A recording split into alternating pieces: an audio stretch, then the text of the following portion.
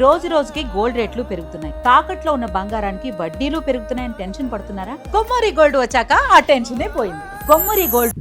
నమస్తే, this is శౌర్య. తమిళ చిత్ర పరిశ్రమ గర్వించదగ్గ నటుడు, దర్శకుడు, అలాగే స్క్రీన్ ప్లే రైటర్ అని కూడా చెప్పుకోవచ్చు భారతీరాజ్ గారు. ఆయన మరణించడం నిజంగానే పూర్తి సినీ ఇండస్ట్రీకి తీరని లోటుగా చెప్పుకోవచ్చు. ఎంతో మంది తెలుగు అభిమానులు కూడా ఆయనకున్నారు. తీసిన సినిమాల్లో మంచి మంచి క్యారెక్టర్స్ ఆయన పండించారు. సో వారి మరణ వార్త నిజంగానే కలిచివేస్తుంది. దీనికి సంబంధించి అసలు ఎలా మరణించారు, గతంలో వాళ్ళ కుమారుడు కూడా మరణించిన మనోవేదన కూడా కొంత ఉంది అని అంటూ ఉన్నారు. ఇవన్నీ కూడా మనం మాట్లాడతాం. మనతో పాటు సీనియర్ జర్నలిస్ట్ దాము బాలాజీ గారు. సార్ నమస్తే. సార్ నమస్తే. భారతీరాజ్ ఆయన అంటే చూడ్డానికి కూడా చాలా గంభీరంగా కనిపిస్తారు, కవలికలు కానీ ఏమైనా. సో అలాంటి వ్యక్తి మరణించడం అనేది నిజంగానే విషాదం. ఏమైంది సార్? అంటే హెల్త్ ఇష్యూనా లేకపోతే? ఆయన గత కొంతకాలంగా ఆరోగ్యం బాగాలేదండి. 2025లో అంటే లాస్ట్ ఇయర్ వాళ్ళ అబ్బాయి మనోజ్ చనిపోయాడు. మనోజ్ 48 ఏళ్ళు అబ్బాయికి. ఆ అబ్బాయి కూడా యాక్టరు, చాలా సినిమాలు చేశాడు. సో అతనికి హార్ట్ అటాక్ వచ్చి చనిపోయాడు. చనిపోయినప్పటి నుంచి కూడా ఇతను బాగా ఆరోగ్యం బాగా పాడైపోయింది. మనోవేదన అని కూడా చెప్పచ్చు. అంటే ఆ ఏజ్ లో కొడుకు చనిపోయినప్పుడు ఉండే మనోవేదన ఉంటుంది. ఈయనకి 2 పిల్లలు, జనని అని కూతురు, ఈ మనోజ్ అని కొడుకు. మనోజ్ చనిపోయినప్పటి నుంచి కూడా ఈయన బాగా డీలా పడిపోయాడు, ఇంకా కదలలేదు. అట్లాగే హెల్త్ కూడా బాగా పాడైపోయింది. మొన్ననే రాధిక వెళ్ళి ఆమె లేటెస్ట్ మూవీ తాయ్ కిలవే అనే సినిమా వచ్చింది కదా, దాన్ని చూసారా అది ఇది అని అడిగితే చూశాను, నీకు నేషనల్ అవార్డు గ్యారంటీ అని కూడా ఆయన చెప్పాడు. అది కూడా ఆమె షేర్ చేసుకుంది ఆ వీడియో కూడా. సో ఎందుకంటే రాధికాను కూడా ఈయన ఇంట్రడ్యూస్ చేశాడు. కిలక్కం పోగం రైలే, తూర్పు వెళ్ళే రైల్లో సుధాకర్ హీరో, మన కమెడియన్ సుధాకర్, ఈమె హీరోయిన్గా. సో అలా చనిపోయాడు ఈరోజు మార్నింగ్. సో 84 ఏళ్ళు ఆయనకి. ఒక రకంగా సంపూర్ణ జీవితాన్ని జీవించాడని చెప్పచ్చు. అయితే ఇప్పుడు ఆయన బయోగ్రఫీ మనం స్థూలంగా చెప్పుకుందాం. అసలు ఆయన ఎక్కడి నుంచి వచ్చాడు, ఆయన కాంట్రిబ్యూషన్ ఏంటి సినిమాకు, అట్లాగే ఆయన కొన్ని కాంట్రవర్సీస్ కూడా ఆయనకు ఉన్నాయి, కొన్ని సెంటిమెంట్స్ ఉన్నాయి. సో ఆయన జర్నీ అనేది నేను చాలా క్లుప్తంగా చెప్పడానికి ట్రై చేస్తాను. ఈయన అసలు పేరు చిన్నస్వామి పెరిమయ దేవర్. అంటే వీళ్ళు మామూలుగా తమిళోళ్ళు వాళ్ళ తండ్రి పేరు పెట్టుకుంటారు.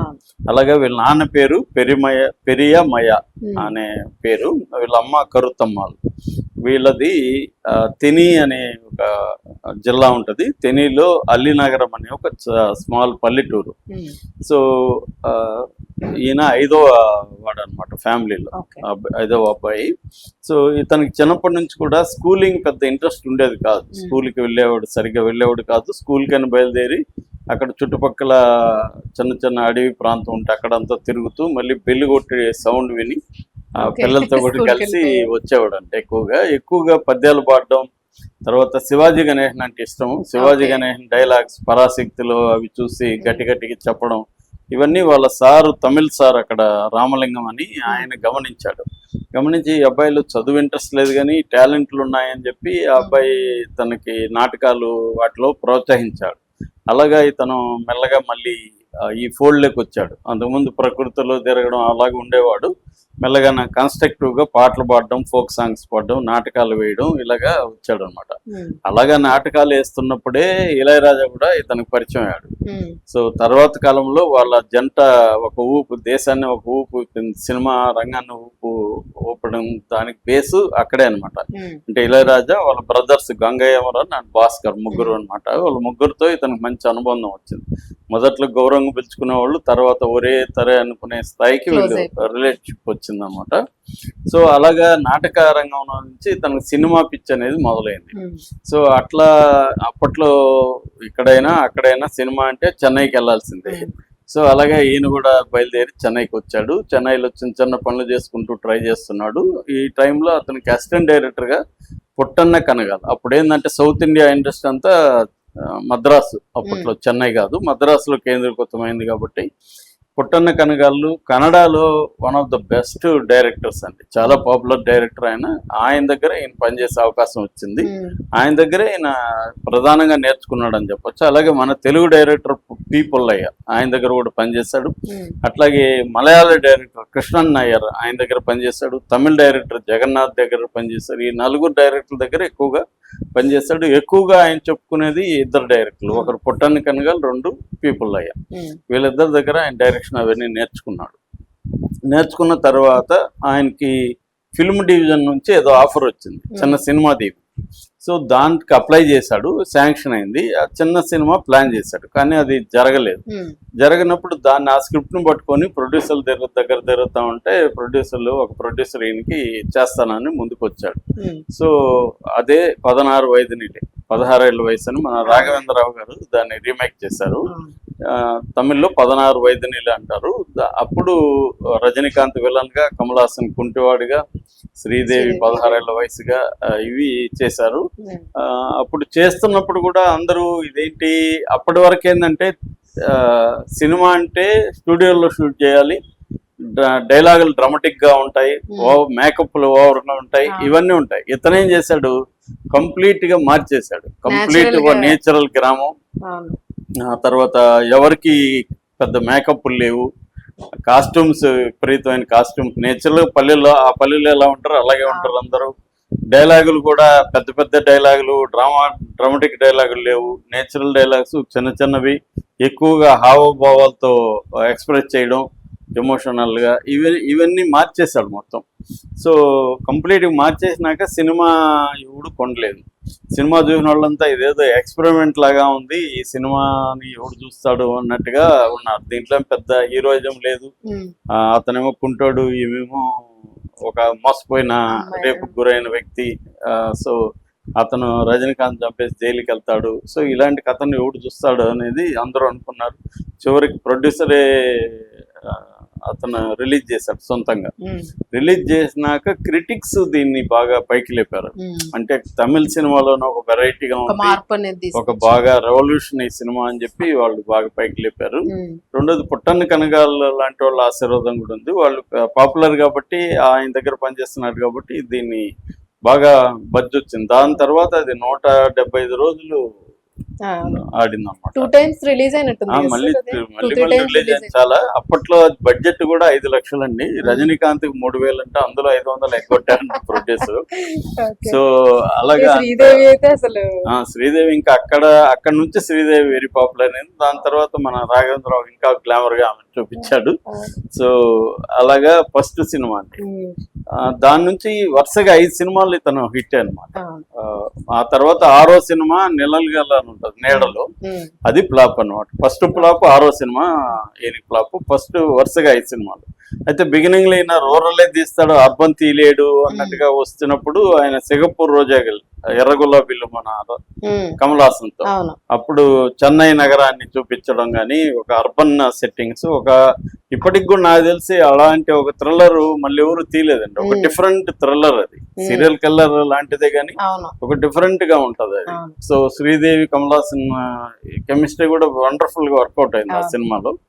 సో అదొక డిఫరెంట్. ఈయన మొత్తం సినిమాల్లోనే సిగపూర్ రోజాగల్ ఇది, దానికి కారణం ఇదే అనమాట. ఈయనకి పల్లెలు చేయడమే వచ్చు, పల్లెటూరు రోడ్డు, అర్బన్ చేయలేడు అన్నప్పుడు ఆయన అది కూడా చేసి చూపించాడు. అలాగే ఆయన వరుసగా 16 వైద్యునిల, కిలకపోగం రైలే, తర్వాత మొదల మర్యాద, సీతాకోకచిలుక అయితే తెలుగులో తీశారు, అది చెప్పక్కర్లేదు. అప్పట్లోనే మాకు పెద్ద ఫస్ట్ మ్యూజిక్ డైరెక్టర్ పేరు మారమోకపోవడం ఫస్ట్ టైం అండి నేను నా లైఫ్ లో నేను విన్నది.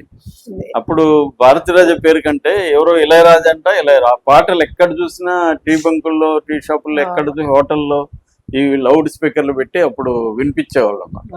అది మేము షాక్ అయిపోయినాం. ఎవరు కూడా ఫస్ట్ టైం అనుకుంటా సార్ ఆ యూత్ ని రేకెత్తించే, అదే యూత్ ఫుల్ అది. అందుకని అసలు ఎన్నిసార్లు చూసామో లెక్కలేదు అనమాట. అలాగా మా ఫ్రెండ్ ఒక అతను అయితే 50 సార్లు చూశారు సీతాకోకచిలుక. రోజు వెళ్ళేవాడు, సైలెంట్ గా వెళ్ళేసి వెళ్తూ ఉండేవాడు. అంత పిచ్చిగా నచ్చేసింది అనమాట అది. సో అలాగా ఎక్కింది. తర్వాత మొదల మర్యాద కూడా వండర్ఫుల్ ఫిల్మ్ అది. శివాజీ గణేషన్ తో చేశాడు.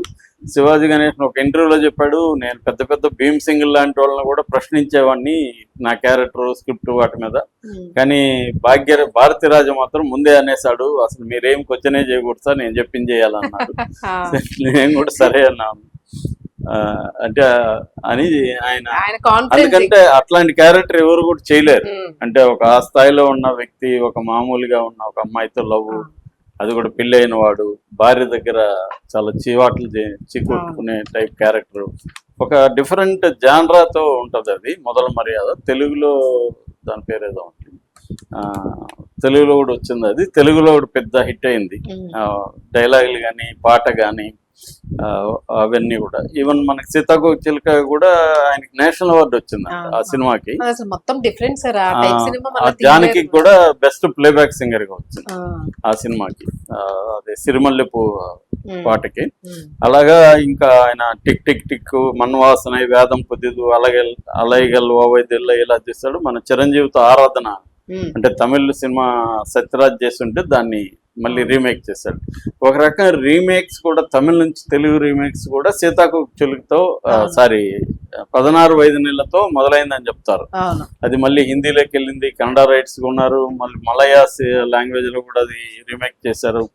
అలాగా ఈయన అంతకు అంటే భారతీరాజకు ముందు భారతీరాజ తర్వాత అన్న విధంగా తమిళ ఇండస్ట్రీ ఏర్పడిందండి.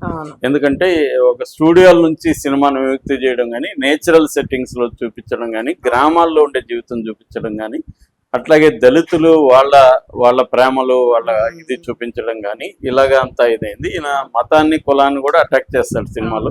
ఇందులో అదే కదా సార్ సీతాకోకచిలుక కానీ, వేదం పొద్దు కానీ వీటన్నిటిలో కూడా ఉంటది. సో దాని మీద ఆయన మీద విమర్శలు కూడా వచ్చాయి. అలాగే గ్రామాల్ని గ్లోరిఫై చేస్తాడన్న విమర్శ కూడా వచ్చింది. అంటే గ్రామాల్లో కూడా కులం ఉంటది, ఆధిపత్యం ఉంటది, అవన్నీ పక్కన పెట్టి గ్రామాలంతా ఆదర్శంగా ఉంటాయి అని ఒక రొమాంటిసైజ్ ఎక్కువ చేశాడన్న కూడా విమర్శలు ఉన్నాయి. ఏదైనా ఆయన పీరియడ్ లో ఒక నేచురల్, మాది తమిళనాడు బార్డర్, మాకు కూడా తెలుగు సినిమాల కంటే మాకు తమిళ సినిమాలు ఎక్కువ కనెక్ట్ అవుతాయి మాకున్న కల్చర్ కి. అందుకని మేము కూడా ఎక్కువగా ఇలాంటి భారతీరాజ, భాగ్యరాజ వీళ్ళ సినిమాలే చూసాం. భాగ్యరాజ కూడా ఇన్ శిష్యుడే. ఈ 16 వయదునిళ్ళకి కూడా భాగ్యరాజు పనిచేశాడు. ఆ తర్వాత భాగ్యరాజుని పెట్టి కూడా ఈయన హీరో సినిమా తీశాడు అన్నమాట. సో అలాగా ఈయన దాదాపు 40 సినిమాలు తీశాడండి. ఆ తర్వాత ఈయన యాక్టర్ గా కూడా 20 సినిమాలు చేశాడు, చాలా మంచి సినిమాలు చేశాడు.